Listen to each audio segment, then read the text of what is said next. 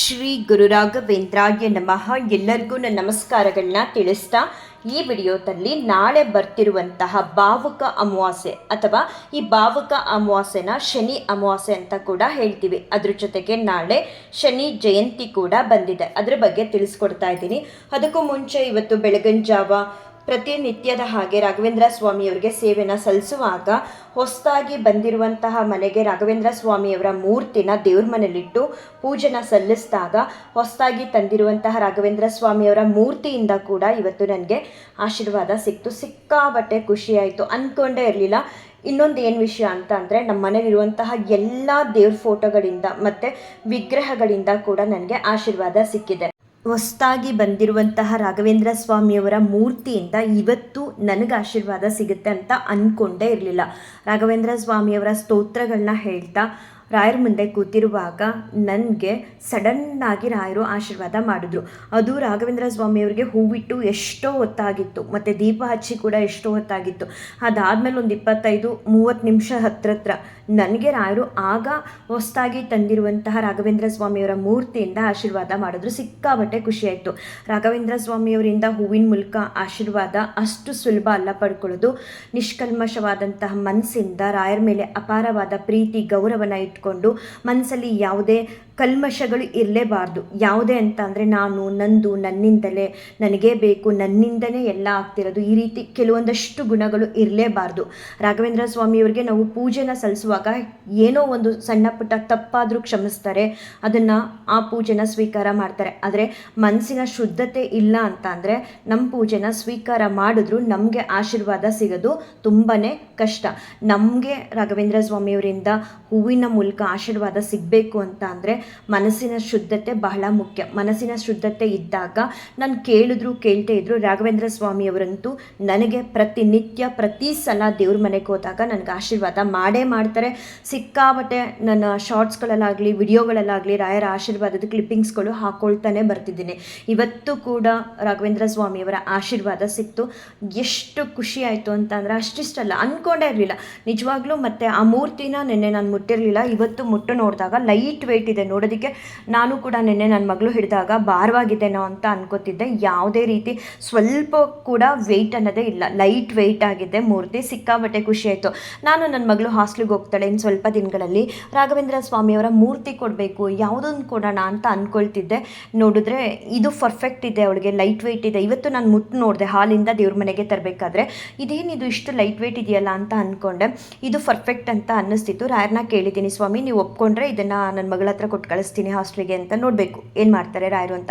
ಯಾಕಂತ ಅಂದರೆ ನಮ್ಮ ಮನೆಯ ಎಲ್ಲ ಆಗು ಹೋಗುಗಳಿಗೆ ಮುಖ್ಯ ಕಾರಣ ರಾಘವೇಂದ್ರ ಸ್ವಾಮಿಯವರು. ರಾಘವೇಂದ್ರ ಸ್ವಾಮಿಯವರು ಯಾವ ಸೂಚನೆ ಕೊಡ್ತಾರೋ ಆ ದಾರಿಲಿ ನಡೆಯೋದಷ್ಟೇ ನಮ್ಮ ಕರ್ತವ್ಯ. ರಾಯರ ಮೇಲೆ ಅಪಾರವಾದ ಒಂದು ಪ್ರೀತಿ ಗೌರವ ನಂಬಿಕೆನ ಇಟ್ಟು ಅವ್ರ ಸೇವೆನ ಮಾಡ್ತಿದ್ದೀವಿ ಆ ಕಾರಣಕ್ಕೆ. ಮತ್ತು ನಿನ್ನೆ ನಾವು ಮನೇಲಿ ರಾಘವೇಂದ್ರ ಸ್ವಾಮಿಯವರ ಸೇವೆನ ಏನು ವಿಶೇಷವಾಗಿ ಮಾಡಿರಲಿಲ್ಲ. ಕಾರಣ ಏನು ಅಂತ ನಿನ್ನೆ ವಿಡಿಯೋದಲ್ಲೇ ತಿಳಿಸಿದ್ದೆ. ಮಗಳೇ ಸಿಂಪಲ್ಲಾಗಿ ರಾಯರಿಗೆ ಸೇವೆನ ಸಲ್ಲಿಸಿದ್ಲು. ಆದರೆ ಮನೇಲಿ ಒಂದು ರೀತಿ ವಾತಾವರಣ ತುಂಬಾ ಚೆನ್ನಾಗಿತ್ತು, ಸಿಕ್ಕಾಬಟ್ಟೆ ಖುಷಿ ಕೊಡೋ ರೀತಿ ಇತ್ತು. ಸ್ಕೂಲ್ ಕಡೆಯಿಂದ ಮುಂಚೆನೇ ಇನ್ಫಾರ್ಮ್ ಮಾಡಿದ್ರು, ಥರ್ಸ್ಡೇನೆ ನಿಮ್ಮ ಮಗಳಿಗೆ ಹಾನರ್ ಮಾಡ್ತೀವಿ ಸ್ಕೂಲಲ್ಲಿ ಅಂತ ಹೇಳಿ. ಸೊ ಸ್ಕೂಲ್ ಮ್ಯಾನೇಜ್ಮೆಂಟಲ್ಲಿ ಮಗಳಿಗೆ ಹಾನರ್ ಮಾಡಿದ್ರು, ತುಂಬ ಸಂತೋಷ ಆಯಿತು. ಅದಾದ ಮೇಲೆ ನಾನು ಎಕ್ಸ್ಪೆಕ್ಟ್ ಮಾಡಿರಲಿಲ್ಲ ನಮ್ಮ ಕೊಳ್ಳೇಗಾಲದ BO ಅವರು ನಮ್ಮ ಮನೆಗೆ ಬರ್ತಾರೆ ಅಂತ. ಬಂದು ನನ್ನ ಮಗಳಿಗೂ ಕೂಡ ಹಾನರ್ ಮಾಡಿದ್ರು. ಸಿಕ್ಕಾಬಟ್ಟೆ ಖುಷಿ ಆಯಿತು. ನಾವು ಒಮ್ಮೆ ರಾಘವೇಂದ್ರ ಸ್ವಾಮಿಯವ್ರನ್ನ ನಂಬಿ ಎಂಥದ್ದೇ ಸಮಸ್ಯೆಗಳಿರಲಿ, ಅದು ಸಣ್ಣದಾಗಲಿ ದೊಡ್ಡದಾಗಲಿ, ಹಣಕಾಸಿಂದಾಗಲಿ, ಆರೋಗ್ಯ ಸಮಸ್ಯೆ ಆಗಲಿ, ಎಂಥದ್ದೇ ಸಮಸ್ಯೆಗಳಿರಲಿ, ನಾವು ಪೂಜೆ ಇದೇ ರೀತಿ ಮಾಡಿದ್ರೆ ಮಾತ್ರ ರಾಘವೇಂದ್ರ ಸ್ವಾಮಿಯವರು ನಮಗೆ ಅನುಗ್ರಹ ಮಾಡ್ತಾರೆ, ನಮ್ಮ ಇಷ್ಟಾರ್ಥಗಳನ್ನ ಕರುಣಿಸ್ತಾರೆ ಅನ್ನೋದು ತಪ್ಪು. ಪೂಜೆಯಲ್ಲಿ ಹೆಚ್ಚು ಕಮ್ಮಿ ಏನೇ ಆದರೂ ಪರವಾಗಿಲ್ಲ, ರಾಯರು ಕ್ಷಮಿಸ್ತಾರೆ. ಆದರೆ ನಾವು ಅವರಲ್ಲಿ ಅಪಾರವಾದ ನಂಬಿಕೆ ಇಟ್ಟು ನಮ್ಮೆಲ್ಲ ಕಷ್ಟಗಳನ್ನ ರಾಯರ ಬಳಿ ಹೇಳ್ಕೊಂಡಾಗ, ರಾಯರ ಮುಂದೆ ಕೂತು ಮಾತಾಡಿದಾಗ, ಸಕಲ ಸರ್ವವೂ ನೀವೇ ಸ್ವಾಮಿ ಅಂತ ಕಣ್ಣೀರಿಟ್ಟಾಗ ನಮ್ಮ ಪ್ರತಿಯೊಂದು ಸಮಸ್ಯೆಗೂ ರಾಘವೇಂದ್ರ ಸ್ವಾಮಿಯವರು ಸ್ಪಂದಿಸ್ತಾರೆ. ಜೊತೆಗೆ ಅವರೇನಾದರೂ ನಮ್ಮಿಂದ ಸೇವೆನ ಮಾಡಿಸ್ಕೋಬೇಕು, ಇಂಥದ್ದೇ ಸೇವೆ ಮಾಡಿಸ್ಕೋಬೇಕು, ಇಂಥದ್ದೇ ಹೂ ತಂದು ಹಾಕಿಸ್ಕೋಬೇಕು ಅಥವಾ ಇಂಥದ್ದೇ ಪ್ರಸಾದನ ಮಾಡಿಸ್ಕೋಬೇಕು ಅಂತಂದರೆ ಖಂಡಿತ ಅವರೇ ನಮ್ಮ ಮುಖಾಂತರ ಸೇವೆನ ಮಾಡಿಸ್ಕೊಳ್ತಾರೆ, ಪ್ರಸಾದನ ಮಾಡಿಸ್ಕೊತಾರೆ, ಇಂಥದ್ದೇ ಹೂಗಳನ್ನ ತರಿಸ್ಕೊತಾರೆ, ಅದು ಅವ್ರ ಇಚ್ಛೆ. ಆದರೆ ನಾವು ಅವರಲ್ಲಿ ಅಪಾರವಾದ ನಂಬಿಕೆ, ಭರವಸೆ, ಮತ್ತು ಅವರು ನಮ್ಮಲ್ಲೊಬ್ಬರು, ನಮಗೆ ತಂದೆ ತಾಯಿ ಇದ್ದಂಗೆ, ನಮ್ಮ ಮನೆಗೆ ದೊಡ್ಡವರು ಇದ್ದಂಗೆ, ನಮಗೆ ಭಗವಂತನು ಅವರೇ, ಗುರುಗಳು ಅವರೇ, ಎಲ್ಲ ಸಕಲ ಸರ್ವವೂ ಅವರೇ ಅಂತ ತಿಳಿದು ಅವರಲ್ಲಿ ಅಪಾರವಾದ ನಂಬಿಕೆ, ಪ್ರೀತಿ, ಗೌರವನ ಇಟ್ಟು ಅವ್ರ ಸೇವೆನ ಮಾಡಿದಾಗ ಎಲ್ಲ ರೀತಿಲೂ ಕೂಡ ಒಳ್ಳೆಯದಾಗುತ್ತೆ. ನಿನ್ನೆ ನಮ್ಮನೇಲೂ ಕೂಡ ಹಾಗೆ ಎಕ್ಸ್ಪೆಕ್ಟೇ ಮಾಡಿರಲಿಲ್ಲ, BO ಮೇಡಮ್ ನಮ್ಮ ಮನೆಗೆ ಬರ್ತಾರೆ ಅಂತ ಬಂದು ಹಾನರ್ ಮಾಡಿದ್ರು. ಸಿಕ್ಕಾಬಟ್ಟೆ ಖುಷಿ ಆಯಿತು. ಅವ್ರು ಬರೋದ್ರ ಹಿಂದೆ ರಾಘವೇಂದ್ರ ಸ್ವಾಮಿಯವರ ಶಕ್ತಿ ಇದೆ. ಅದನ್ನು ಇನ್ನೊಂದು ದಿನ ಆ ಅನುಭವನ ತಿಳಿಸ್ತೀನಿ ವಿಡಿಯೋ ಮುಖಾಂತರ. ಬಟ್ ಖುಷಿ ಆಯಿತು ಸಿಕ್ಕಾಬಟ್ಟೆ.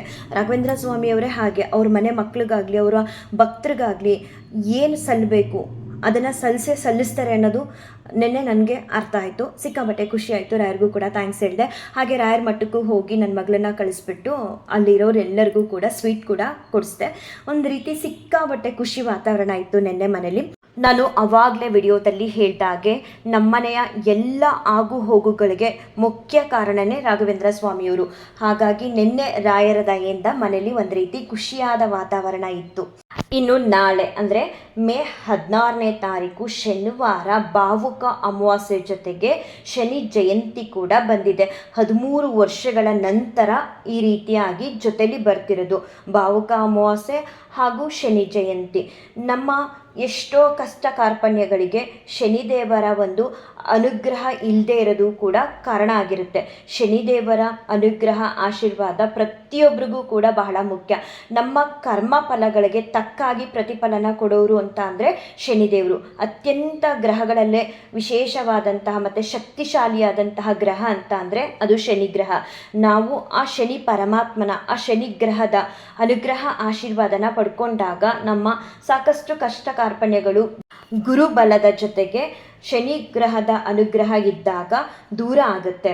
ಹಾಗಾಗಿ ನಾಳೆ ಬರ್ತಿರುವಂತಹ ಶನಿ ಜಯಂತಿ, ಹಾಗೆ ಶನಿ ಅಮಾವಾಸ್ಯೆ ಅಥವಾ ಭಾವುಕ ಅಮಾವಾಸ್ಯೆ ಅಂತ ಹೇಳ್ತೀವಿ, ಆ ದಿನ ನಿಮ್ಮೂರಲ್ಲಿರುವಂತಹ ಶನಿದೇವರ ದೇವಸ್ಥಾನಕ್ಕೆ ಹೋಗಿ ಶನಿದೇವರ ದರ್ಶನನ ಮಾಡಿ. ಜೊತೆಗೆ ದೇವಸ್ಥಾನಕ್ಕೆ ಹೋಗುವಾಗ ಕಪ್ಪು ಎಳ್ಳು ಮತ್ತು ಎಳ್ಳೆಣ್ಣೆನ ಎಷ್ಟು ಸಾಧ್ಯನೋ ಅಷ್ಟು ದಾನ ಮಾಡಿ.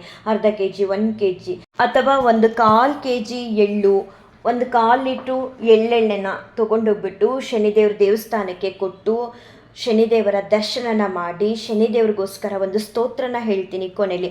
ಅದನ್ನು ನಿಮಗೆ ಎಷ್ಟು ಬಾರಿ ಸಾಧ್ಯ ಹೇಳ್ಕೊಳ್ಳೋದಕ್ಕೆ ಮನಸ್ಸಲ್ಲಿ ಅಷ್ಟು ಬಾರಿ ಹೇಳಿ.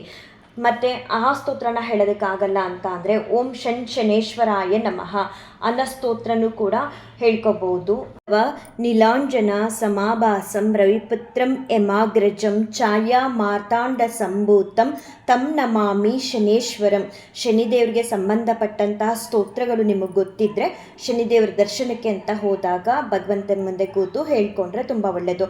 ಕಪ್ಪು ವಸ್ತ್ರ ಕೂಡ ದಾನ ಮಾಡ್ಬೋದು. ಈ ರೀತಿ ಶನಿದೇವರಿಗೆ ಪ್ರಿಯವಾದಂತಹ ಕಪ್ಪು ವಸ್ತ್ರ, ಕಪ್ಪು ಎಳ್ಳು, ಎಳ್ಳೆಣ್ಣೆನ ಕೊಡೋದ್ರಿಂದ ನಮ್ಮ ಸಕಲ ಕಷ್ಟ ಕಾರ್ಪಣ್ಯಗಳು ಕೂಡ ದೂರ ಆಗಿ ಶನಿದೇವರ ವಿಶೇಷವಾದ ಅನುಗ್ರಹ, ಆಶೀರ್ವಾದ ನಮಗೆ ಸಿಗುತ್ತೆ. ಹಾಗಾಗಿ ನಾಳೆ 13 ವರ್ಷಗಳ ನಂತರ ಬರ್ತಿರುವಂತಹ ಈ ಶನಿ ಜಯಂತಿ ಮತ್ತು ಭಾವುಕ ಅಮಾವಾಸ್ಯೆನ ಮಿಸ್ ಮಾಡಿಕೊಳ್ದೆ ಯಥಾಶಕ್ತಿ ನಿಮ್ಮ ಕೈಲಿ ಎಷ್ಟು ಸಾಧ್ಯನೋ ಅಷ್ಟು ಕಪ್ಪೆಳ್ಳು ಮತ್ತು ಎಳ್ಳೆಣ್ಣೆ, ಕಪ್ಪು ವಸ್ತ್ರನ ದಾನ ಮಾಡಿ ಶನಿದೇವರ ದೇವಸ್ಥಾನಕ್ಕೆ ಹೋಗಿ ಶನಿದೇವರ ದರ್ಶನನ ಮಾಡಿ ಬನ್ನಿ ಅಂತ ತಿಳಿಸ್ತಾ ಈ ಒಂದು ವಿಡಿಯೋನ ಎಂಡ್ ಮಾಡ್ತೀನಿ. ಶ್ರೀಕೃಷ್ಣಾರ್ಪಣಮಸ್ತು, ಶ್ರೀಕೃಷ್ಣಾರ್ಪಣಮಸ್ತು, ಶ್ರೀಕೃಷ್ಣಾರ್ಪಣಮಸ್ತು. ತೈಲಂ ಚೂರ್ಣಂ ಚ ವಸ್ತ್ರಂಚ ಯಥಾಶಕ್ತಿ ಪ್ರದೀಯತೆ ಮಮ ಪಾಪಂ ಪ್ರಶಮನಾಯ ಗ್ರಹಪೀಡಾ ನಿವೃತ್ತಯೇ.